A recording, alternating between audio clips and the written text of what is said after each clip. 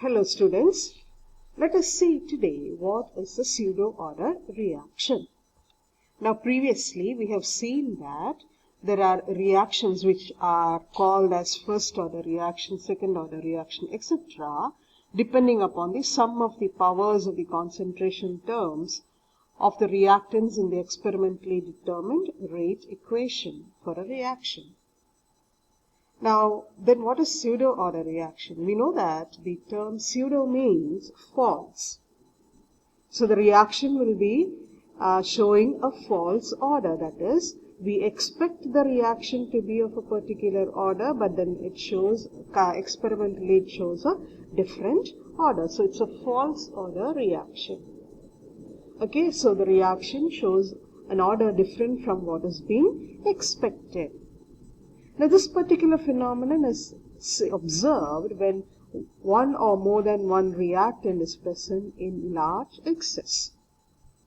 Okay, so when that particular reactant is present in large excess, we take the concentration of that particular reactant to be constant.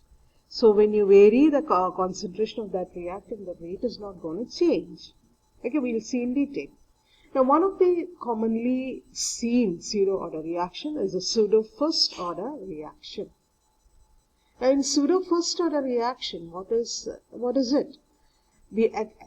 Actually, theoretically, the reaction is expected to be of a higher-order reaction.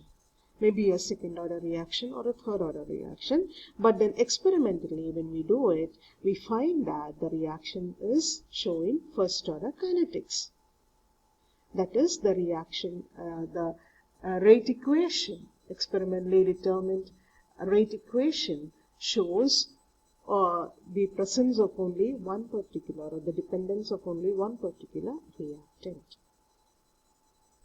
Okay, so the reaction will be of a higher order, expected to be of a higher order according to true rate law, but then it is found to behave as a first order reaction kinetically when we carry out the experiment, kinetics experiment. Now, one beautiful example for pseudo first order reaction is the hydrolysis of ethyl acetate. Acid hydrolysis of ethyl acetate, and it can be depicted like this: ethyl acetate plus water in the presence of acid, giving acetic acid and ethanol. Now, for this reaction to happen, water is very much necessary, isn't it? Without water, hydrolysis will not happen. And hence, we write the rate equation as K prime rate constant into concentration of ethyl acetate into concentration of water. Now, in this reaction, water is a solvent, isn't it? Okay, and the water will be present in large excess. Okay, so when we write the rate law, we expect the reaction to be of a second order kinetics. But then experimentally, when the kinetic experiment was carried out, the reaction was found to be first order with respect to ethyl acetate only. Water, it is zero order with respect to water, we can say. That is, the concentration of the water is not going to affect the rate of the reaction. Okay, that is because, again I repeat, the amount of water is present in large excess and hence its concentration remains constant. And therefore, even if we alter the concentration of water, the reaction rate is not going to change. But remember, the reaction will proceed only if water is present. Okay, so the presence of water is necessary for the reaction to happen, but the concentration of water is not going to alter the rate of reaction.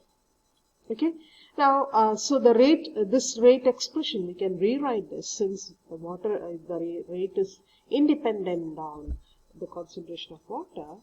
This expression can be rewritten as rate equal to K prime concentration of ethyl acetate into K double prime, where K double prime is another constant. Yeah, that is the concentration of water. We can take it as a constant. Now we can merge these two constants, K prime and K double prime, and then we get another constant K.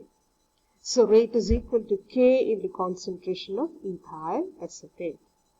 Okay, so this expression shows that the reaction is independent on water, concentration of water. So the term of water, the concentration term of water is not appearing in this rate equation, isn't it?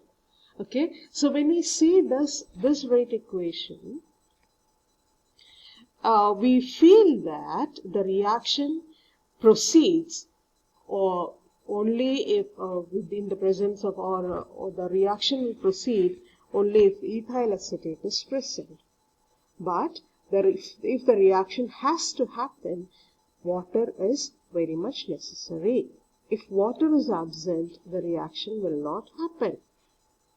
Okay, so this the equation is giving us a false impression or a false information. It says that the reaction is dependent only on the concentration of ethyl acetate, but the reaction is dependent on water also. But since water is present in large excess, the concentration term of water does not appear in the experimentally carried out kinetic rate equation.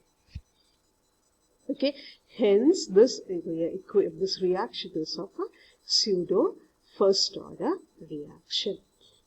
It is expected to be second order. It is a bimolecular reaction. It is expected to be a second order reaction. But then kinetically it shows, or kinetic experiment shows, that it is of a first order reaction. Another reaction similar to this, which shows a pseudo first order reaction, is the hydrolysis of sucrose. Hydrolysis of sucrose to glucose and fructose. Now here also the rate equation shows that the reaction is dependent only on the concentration of sucrose.